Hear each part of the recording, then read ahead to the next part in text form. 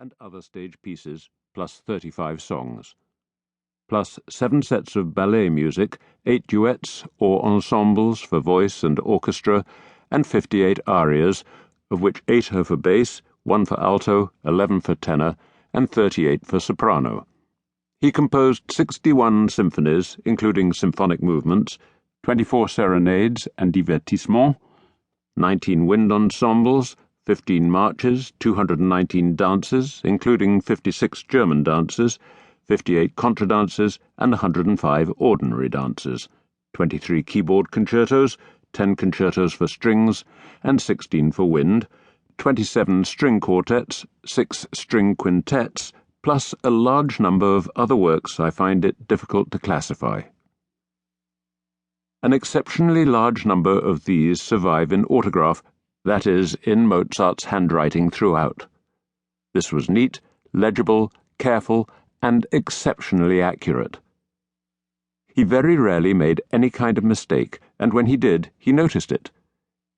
In the autograph manuscripts of his clarinet concerto, he went astray twice, but corrected it in a sheet pinned to the score. Thus, though Mozart composed his works, including fully orchestrated ones, with exceptional rapidity, they were careful, deliberate, and polished. But very few were published in his lifetime. The music publishing industry expanded enormously in the decade after his death.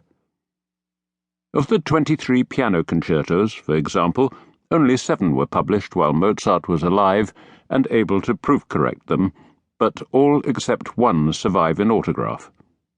All the trouble over playing Mozart accurately arises from incompetent but insolent editors, especially early ones in Leipzig, needlessly inserting bad bowing marks and so on. Tovey, who had the bitter experience of conducting Mozart, wrote, "Every well-known orchestral conductor of Mozart's requires some 8 hours' work with a blue pencil to remove the geological deposits of officious stupidity from the band parts."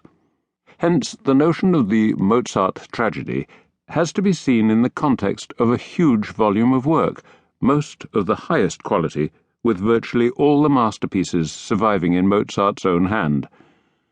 The truth is, he started earlier than anyone else and was still composing on his deathbed. Those 30 years were crammed with creation. That he started so early was largely due to his father.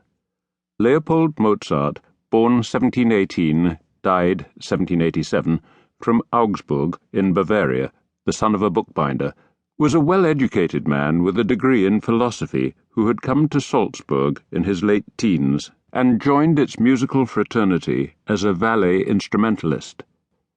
Salzburg, the seat of a ruling prince-archbishop, is often described as a cultural backwater in Mozart's day. However, it swarmed with musicians, for 9 major churches as well as the cathedral, and it had choirs and orchestras plus collegiate foundations that also employed professionals. Most were badly paid, and when Leopold joined the archbishop's household, he naturally ate at the valet's table. He was lucky to marry into a fairly good family, though his wife had no large dowry or expectations. But he was industrious, able, and ambitious. He loved music, and became one of the most learned musicologists of his day. He specialized in the violin, and his Versuch einer gründlichen Violinschule, published the year of Mozart's birth, is not only a handbook of instruction, but a theoretical work that made him well known in musical circles throughout Europe.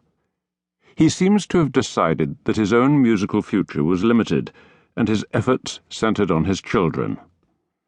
Nannerl, under his instruction, became a first-class performer on the harpsichord, later the pianoforte, and was taught by him to compose. He found Wolfgang an even more apt pupil, and by 1760, when the boy was 4, his father decided to concentrate on bringing him out and virtually gave up composing and performing himself. He soon came to the conclusion that he had fathered a genius.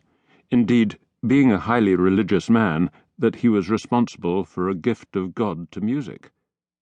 He regarded Wolfgang's